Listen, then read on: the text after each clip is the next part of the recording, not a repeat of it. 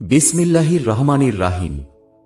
আলী ইবনুল জাদ রহমতুল্লাহ আবু জামরা রহমতুল্লাহ থেকে বর্ণিত, তিনি বলেন, আমি ইবন আব্বাস রাদিয়াল্লাহু আনহু এর সঙ্গে বসতাম, তিনি আমাকে তার আসনে বসাতেন।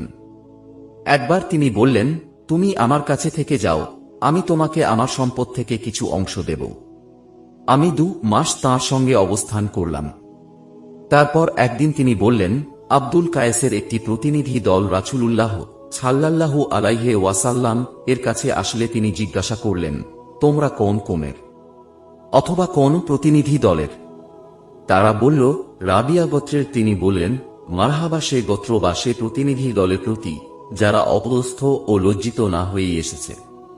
তারা বলল, ইয়া রাসূলুল্লাহ, নিষিদ্ধ মাসসমূহ ছাড়া অন্য কোন সময় আমরা আপনার কাছে আসতে পারি না, কারণ আমাদের এবং আপনার মাঝখানে মুজার গোত্রীয় কাফিরদের বাস। তাই আমাদের কিছু স্পষ্ট হুকুম দিন, যাতে আমরা যাদের পিছনে রেখে এসেছি তাদের জানিয়ে দিতে পারি এবং যাতে আমরা জান্নাতে প্রবেশ করতে পারি। তারা পানীয় সম্পর্কেও জিজ্ঞাসা করল। তখন তিনি তাদের 4টি জিনিসের নির্দেশ এবং 4টি জিনিস থেকে নিষেধ করলেন।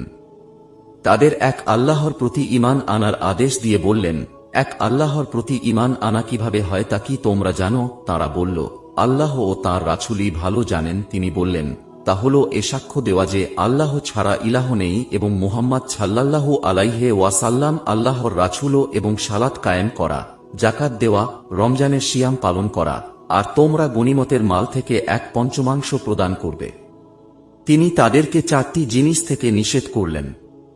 তা হল সবুজ কলসি, শুকনো লাউয়ের খোল, খেজুর গাছের গুঁড়ি থেকে তৈরিকৃত পাত্র এবং আলকাতরার পালিশকৃত পাত্র।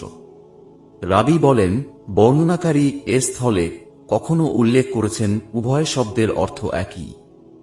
তিনি আরও বলেন, তোমরা এগুলো ভালো করে আয়ত্ত করে নাও এবং অন্যদেরও এগুলি জানিয়ে দিও।